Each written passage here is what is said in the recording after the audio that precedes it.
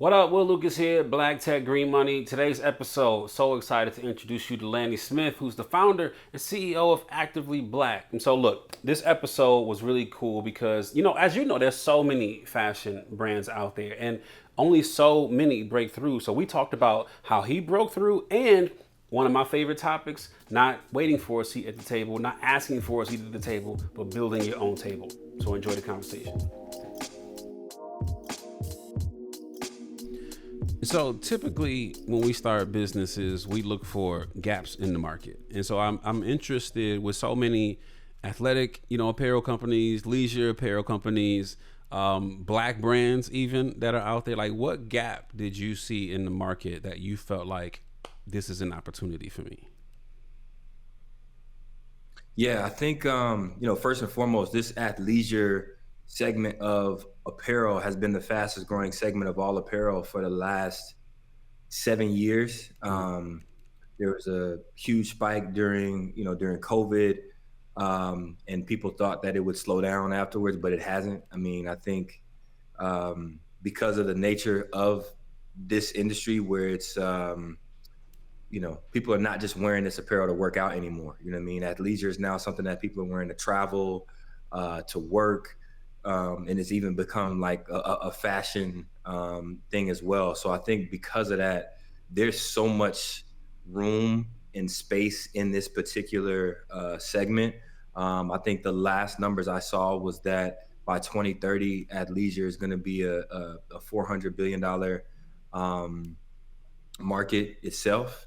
And then, when you think about the Black audience, McKinsey actually just released a report that showed that by 2030, Blacks in the United States alone will be spending 70 billion annually on apparel and footwear. So, you know, in a space that seems like it's oversaturated and crowded, there's so many brands that are doing some real numbers, that are doing some real things. I think the differentiating factor for Actively Black is I saw a void specifically in this sports apparel athleisure wear space. So we're not a streetwear brand.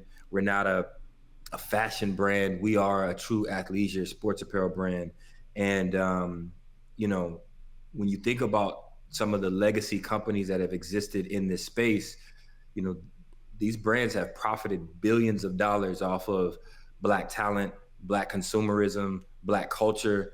And I feel like they hadn't adequately reinvested back into the Black community in a meaningful way. And so, it's time. It's like, why not have the Black version of Nike, the Black owned version of Nike and Lululemon? Why not? And so I think our level of quality and the way that we've built the brand has positioned us to be in a place where, a lot of our customers, we get comments from them where they're like, hey, I don't have to buy Nike or Lululemon again. I can replace all of those types of items in my closet with Actively Black. And so I think that's the void that we're filling. And because we are unapologetically and boldly Black, and celebrating Black culture, and centering Black culture in everything that we do, it stands out. It makes us different from what exists in the market.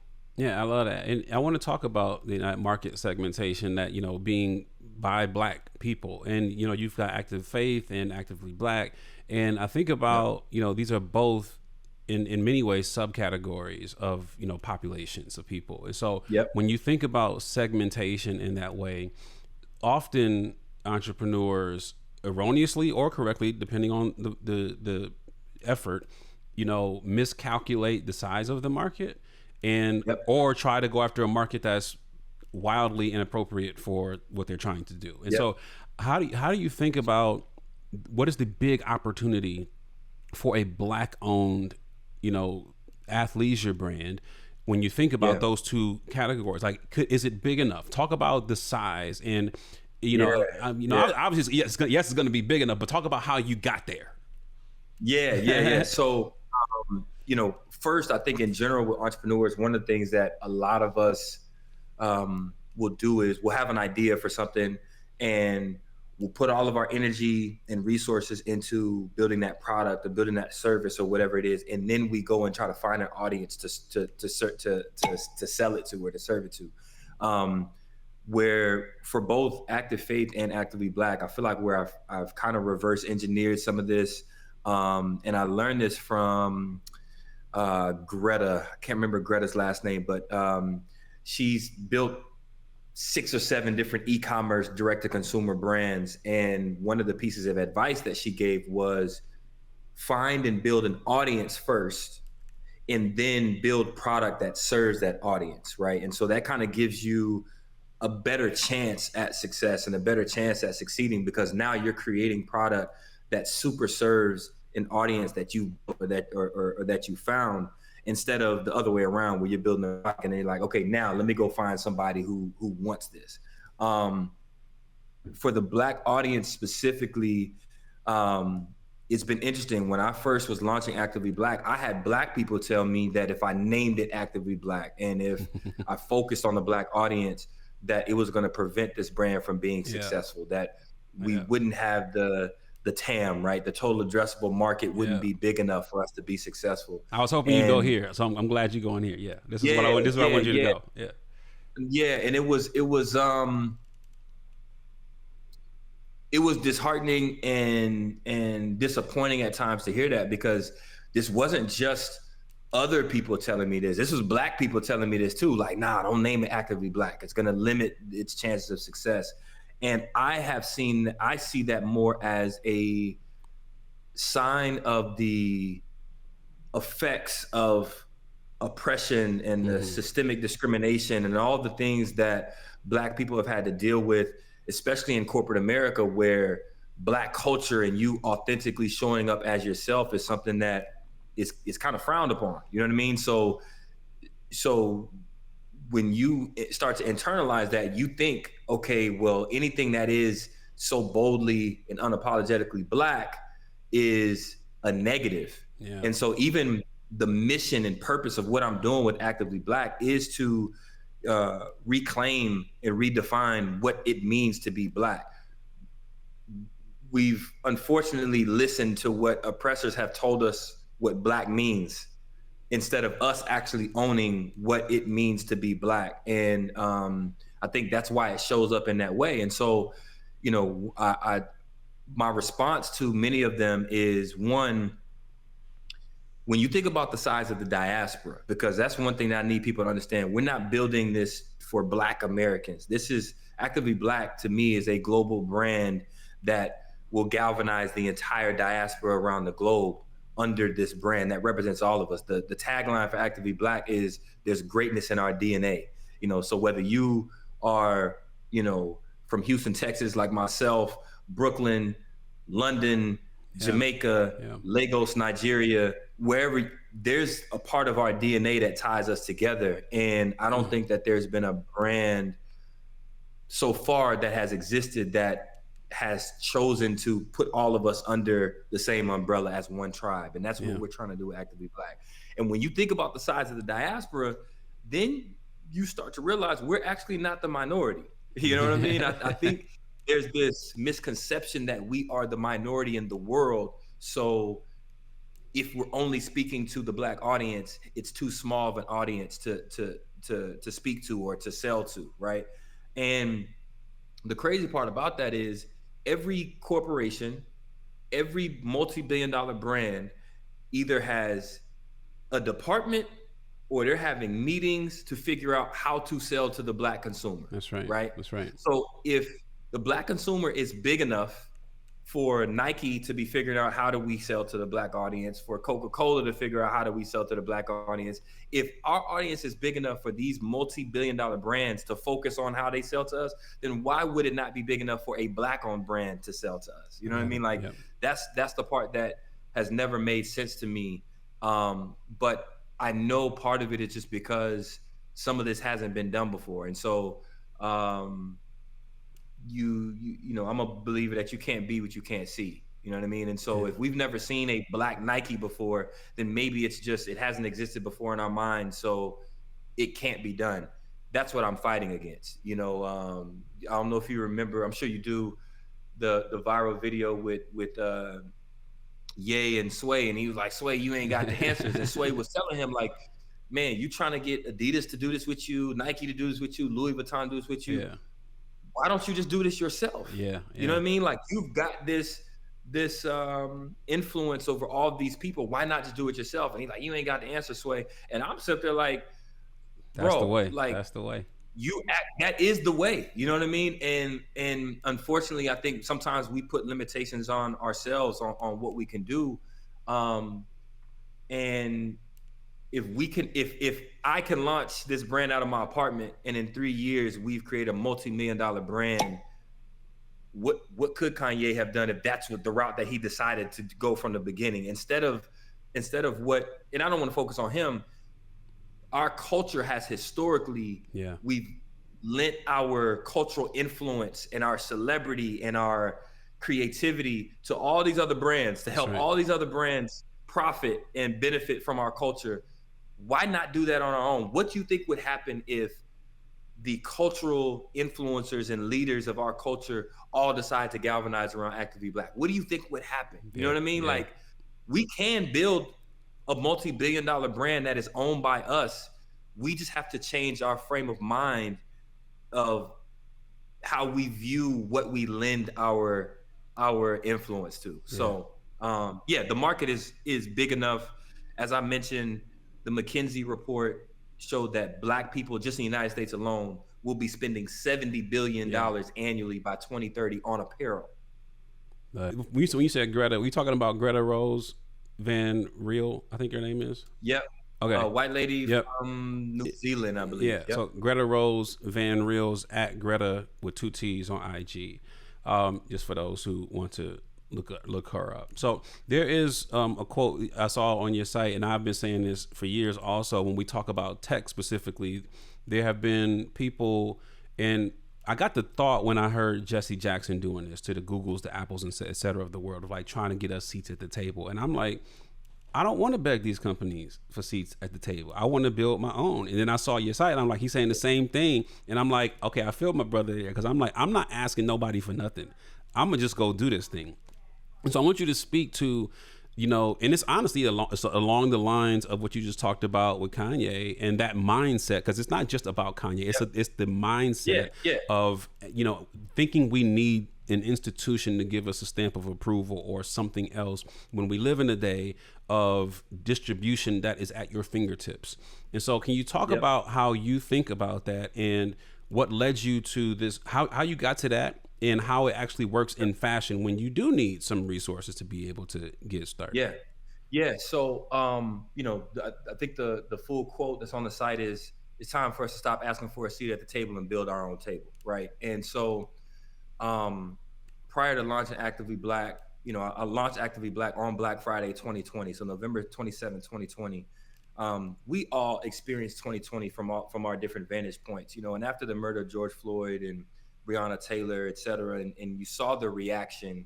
I saw all these brands start making these performative declarations about what they was going to do for the Black community and how they cared about the Black community. And it felt performative to me from the very beginning. To me, it seemed like this was just now a new part of their marketing strategy, because if you take the pandemic part away from 2020, these events, these tragedies, these struggles have existed for the Black community for decades, for centuries, and none of these brands had ever said anything about it before. So now all of a sudden they're giving these performative declarations, and I think that's what pushed me not only to take the idea for Actively Black off the shelf and actually launch it, but that's what kind of is the energy behind that. Stop asking for a seat at the table and build our own table, because sorry about that. Oh, no, that's fine. That's fine. Don't worry about that. Okay, sorry about that. These brands, like I said, have profited billions from Black culture, Black talent, Black consumerism, but hadn't adequately reinvested back into the Black community. And so the thought was, well, why am I even expecting or asking Nike or Lululemon or anybody else to be giving back to us? Why not? If we build our own table, we can feed our people how they deserve to be fed. And I think far too often, coming from a place of lack at times, some of us have been satisfied with getting the crumbs off of that table. You know what I'm saying? Well, let's give you these crumbs. It'll make you happy to shut you up. And I'm like, nah, we're more valuable than that. We're more powerful than that. We just don't recognize our own power collectively. And so, um, if we build our own table and we get the support, the group economics, when we have the tribe, as I call them, supporting Actively Black, that's what allows us to donate to Black Kids Code, which getting these Black kids access to tech and STEM and things, so that they don't fall behind this next wave of what's happening in tech, which is going to broaden the wealth gap even further.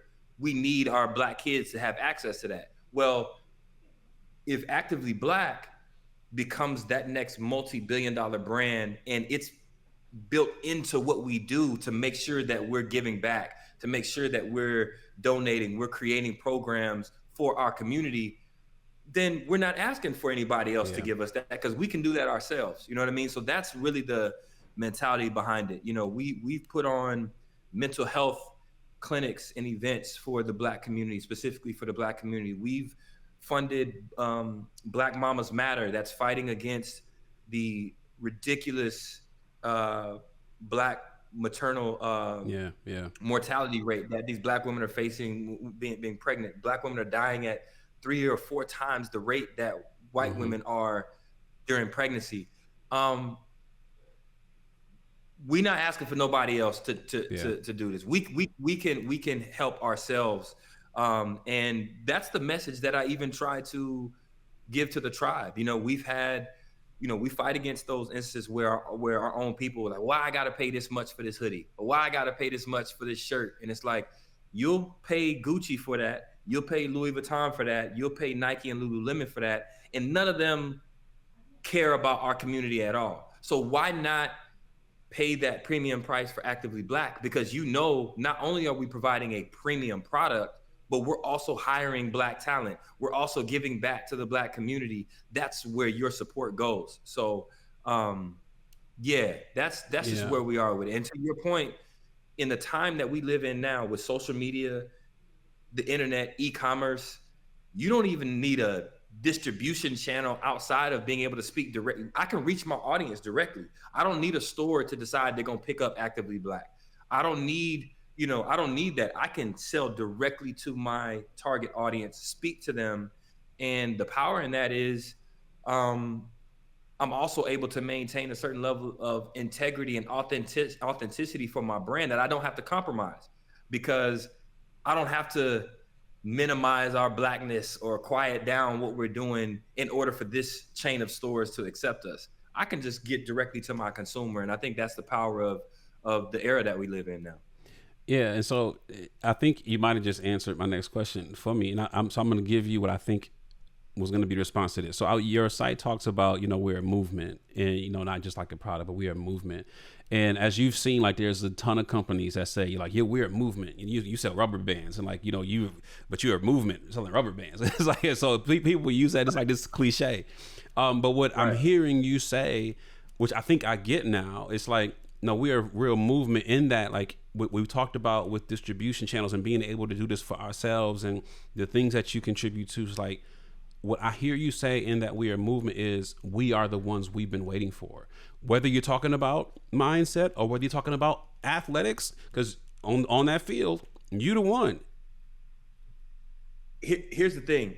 A lot of people use these different buzzwords, right, to try to make it seem as if they're doing something for the culture and all that kind of stuff. And you know, it is what it is.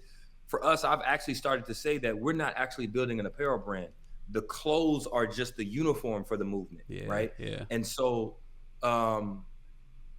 when we say Actively Black, that speaks to so many Black people in different ways, right?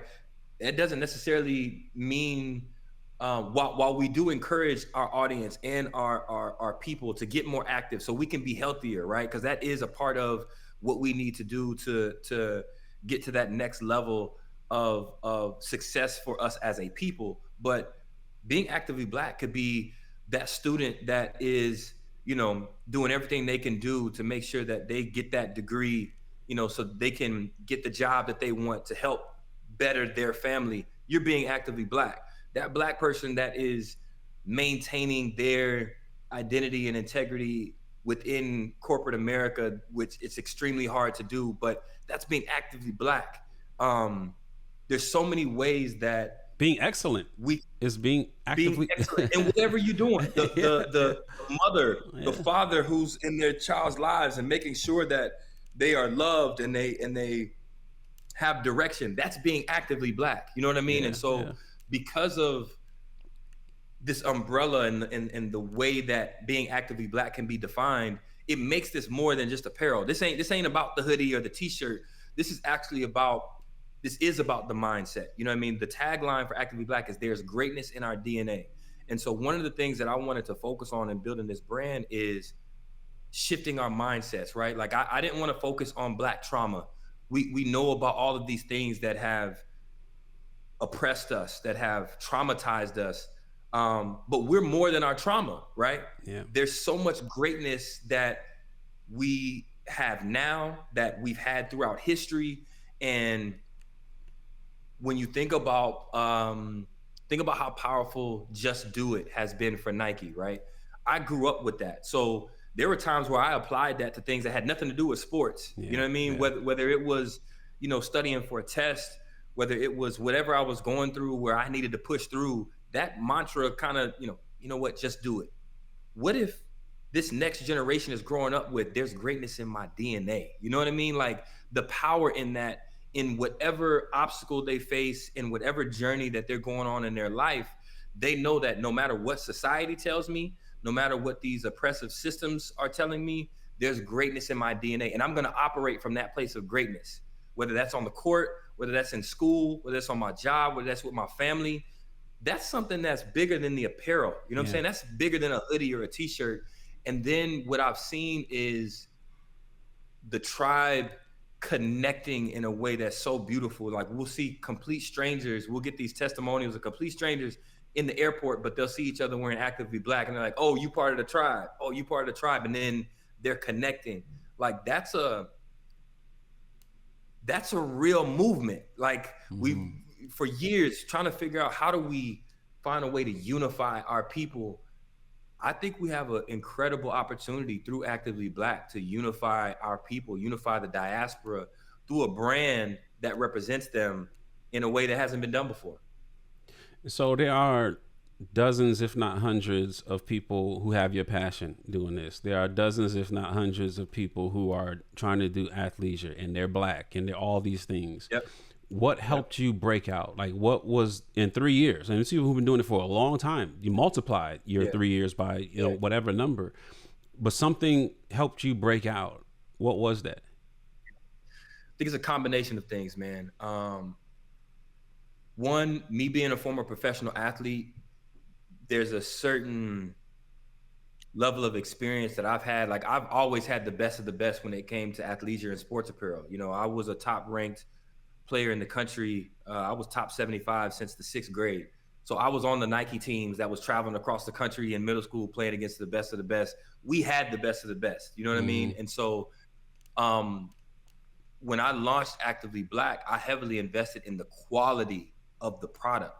So when I tell people that we're building the Black Nike, the product has to support that claim, right? So when people were getting our product, they're like, wow, this feels just as good, if not better, than my Nike, my Jordan, my Lululemon, et cetera. And so that plays a part in it because we're also fighting that stereotype that Black owned means that you're going to have to sacrifice quality. That's going to be second inferior rate. Yeah. But now when you give our people something that they can be proud to wear because of what it stands for, but also proud to wear because, oh yeah, this looks and feels just like Nike and Lululemon and everybody else, it has that compounding effect that I think has set us apart from some of what has existed in the market before us. And then the way that we've chosen to show up, like we try to show up in the way that you would expect from Nike or from Adidas and these other brands, being the only black-owned brand present at the Winter Olympics a few years ago, and then now, we just announced we're outfitting Team Nigeria for the Summer Olympics in Paris. Like, we're on a global stage, those same global stages as Lululemon and Puma and Nike and them. Yeah. And so I think just the way the audience is able to see our brand, how we show up in excellence, in quality, and we unapologetic. I think that's another thing is there have been some brands that have told that line, kind of one foot in, one foot out on that. We are not compromising who we are, what we stand for anybody. Our collabs have helped as well. So the official collab for Black Panther 2, Wakanda Forever, we were the official, athleisure wear on that. We've had collabs with FUBU, with the Bob Marley estate, Muhammad Ali estate. Those types of collabs have helped with the brand awareness standpoint, legitimizing us as a brand as well. But then also the brand deals that we've turned down. We had a partnership with Peloton. We had a collab that we were working on with Peloton that was going to be released, and they wanted us to minimize some of the boldness and blackness that we are known for. And I told them, I'm not compromising who we are for anybody and for no amount of money. And that separates us. There's no amount of money that anybody can put in front of me that's going to make us change who we are as a brand. And there are a lot of people that were afraid of that. I'm telling you, I had black people telling me, if you are going to be this bold about being black, you're not going to be able to be successful. Black people were telling me that. You know what I'm saying? And so I just decided I'm going to lean all the way in on this. And if you rock with it, join this tribe. If you don't, you don't. But now what's happening is that separation of Toyota's calling us, Coca-Cola's calling us, all these other brands are calling us because they're like, well, we want to reach the black audience. You're actively black. The black audience is responding to you. How do we partner with you to reach the black audience? You see what I'm saying? So,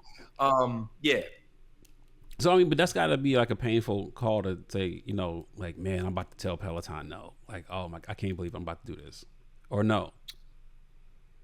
No second guessing. Man, I'm not at all. I haven't second guessed that decision. Not one time, not one day.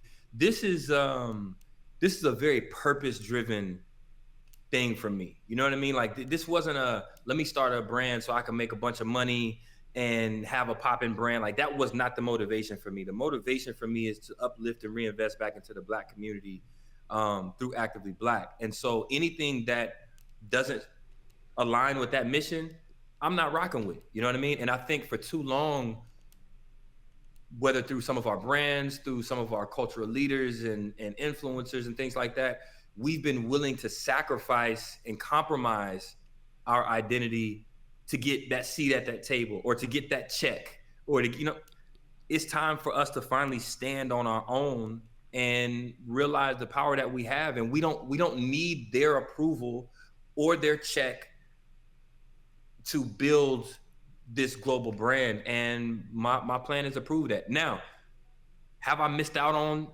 money because of that? 100%. Would I have more money in my own personal pocket if I wasn't like this? 100%.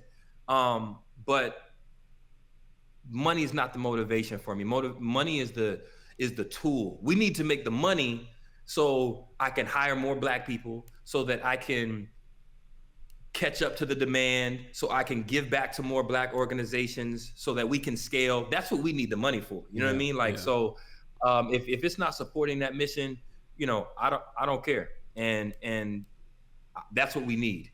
That's what we need, is somebody who's willing to not compromise or sacrifice what we stand for and who we are for the sake of a check. At the risk of bringing up Kanye again, but I think this is a really great point. And, one of the things he was talking about was having the access to the right manufacturers and right channels and et cetera. And so, it doesn't sound like you came from a background that says, I'm going to go learn, supply chain and manufacturing for fashion and clothes. And so when you think about, what's the step that Lanny took on the day before, you made a call or got on the website or et cetera to find a manufacturer, and how did you get that? Like, how did you find the right Yeah, company to partner with? yeah. So first and foremost, this ain't a diss to Kanye, but with the level of resources that he has and has access to, he could have found manufacturing. There's so many entrepreneurs who start with nothing and have found it. Now it takes time. You got to put in the work. Remember, Actively Black is the second brand that I launched. Active Faith was the first brand that I launched back in 2010. Yeah. And it took 8 months just of sourcing fabric, just of getting samples from hundreds of manufacturers to find the right one that had the quality that I was looking for, that could produce the type of product I was looking for. It took time. It took effort. It took investment of money that I didn't get an immediate return on to find the right manufacturer. And then now when you're living in a world with the access to some of these sourcing websites and things like that, if you take the time and you serious about it, you can find that. So that's one. But my experience was unique in that I was a basketball player before this, right? And so I want to clarify this. Like, I don't have, for any entrepreneur out there that's listening to this that will see this, I don't have any background in business. I don't have any background in design. I don't have any background in apparel. I don't have any background in e-commerce. And anything that I'm doing right now, I have no background in it. I tore my knee up 33 days after signing my first NBA contract in 2009 with the Sacramento Kings, and my career was over with in 33 days. The NBA was my dream. That's what I thought I would be doing, and that's how I would make my mark on the world. I had no plan B. I went to YouTube University. I literally taught myself through hours and hours and hours on YouTube how to build my own website, because I ain't had no money to pay somebody to build a website, how to use Photoshop and Illustrator, because I don't come from a design background. I didn't go to design school. So just to be able to make the mock-ups of the visions I saw in my head, I had to learn how to use Photoshop and Illustrator. But prior to my career ending, when I was in the NBA Development League, I was invited to go on the NBA Asia Tour. And we played exhibition games in the Philippines, in South Korea, in China. And they took us on a tour of factory on that trip. And I remember the tour guide, I was right there next to him the whole time. I was just fascinated by getting this behind the scenes look at how some of these things work. And I was asking him questions. A lot of the other guys that were on the tour, they weren't paying attention like that. You know what I mean? It was what it was. But that tour guide was so impressed with with me being so inquisitive that we befriended each other on Facebook at the time. So fast forward, when I was trying to find a factory, I hit him up on Facebook. I was like, yo, I'm trying to start a faith-based sports apparel brand. This isn't streetwear, so I don't need like tees and hoodies that I can find here. I need like moisture-wicking fabrics, things that Nike would use. He helped point me in the right direction, where I started that journey of getting those samples to figure out who was going to be the best for me. But it was through that experience that led me to finding the factory that I've been using to this very day. But now, I'm diversifying. I have different factories that I use for different products. I say all that to say, if this is something you're really passionate about, it's something that you really want to do, you're going to put in the time, the effort, and the money to find those factories. And you can. And in the day and age that we live in now, you don't have to be Nike to find those factories. So, with risk to having to bring up Kanye again, I just adamantly disagreed with everything that he said in that interview and in following interviews about this. He don't need Louis Vuitton. He don't need Ralph Lauren. He doesn't need anybody else, especially with the resources that he has. If I can do this out of my apartment, that's what I'll say. If I could do this out of my apartment, then somebody of his status could definitely have done this. You brought up, your journey that you were pursuing, was the NBA, professional basketball. And so often we start off our life, or we find these paths in our lives that I'm going there. Like, that's the thing that I'm going to achieve. And either, it doesn't work out for you, like you just didn't get there, or you get there and you find out this ain't what I thought it was. So like those things Yeah. happen. Can you talk about, I'm not necessarily thinking about the knee, but I'm talking about what is the mindset like that you went through to like, Yeah. okay, this road I thought I was gonna go on ain't it. So because some people get stuck and they can't bounce back once Oh, that thing 1000%. happens. How did you Most bounce people back? can. Yeah. First and foremost, man, I got to give glory to God. My faith pulled me through some dark moments where, I went through the depression. I went through the identity crisis. I mean, you got to understand, I was a grown man living back at home with my mother. So I go from the highest of highs. I done made it to the NBA. This is the dream I've had since I was 5 years old. Boom, it's over with just like that. I didn't have a plan B. I didn't have a parachute. It was a non-guaranteed contract. I didn't have anything to fall back on. I had to move back home with my mom. I'm a grown man, broke, not knowing what I'm going to do with the rest of my life. And the identity crisis is the first time in my life where it's like, okay, well, who am I without a basketball? You know what I mean? I was embarrassed to go outside of my home. I'm from Houston, Texas. I played my college basketball at the University of Houston. People would see me and be like, hey, I thought you was in the NBA, or I thought you were supposed to be playing basketball. Like, what are you doing? And that was just that constant Yeah, constant reminder reminder, yeah. of what seemed like failure in my mind. You know what I mean? And so first and foremost, my faith, because I had to believe that God had a purpose for me that I couldn't see at the moment. You know what I mean? And I remember praying a prayer where I literally told God, I said, hey, if this dream that you blessed me with is being taken away from me, then I'm begging you to reveal to me what you want me to do with my life. I literally said that prayer, and it was probably maybe 2 weeks after that the idea for Active Faith was given to me. You know what I Mm-hmm. mean? My mother was a huge part of that support system. Um, to help pull me out of that dark place where I didn't know what I was gonna do, and I was depressed, and even some of her history helped with that. My mom is a country girl from Gina, Louisiana, small town in Louisiana.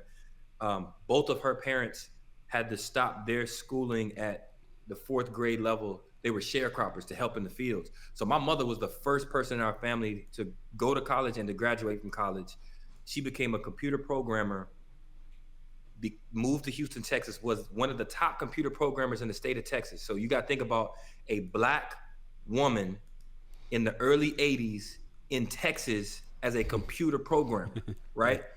Um, that level of inspiration in my own home, I got to see a superhero in my home. So just the way that she raised me and what she instilled in me, I never had any limits to my dream. So at 5, when I said I wanted to play in the NBA, that wasn't like a far-fetched dream. That was just like, oh, that's just what I'm gonna do. When I decided I was gonna start Active Faith after losing my NBA career, that didn't seem like this far-fetched thing. I was like, oh, that's what I'm gonna do. And the same thing with Actively Black. I don't see the limitations that everybody else sees.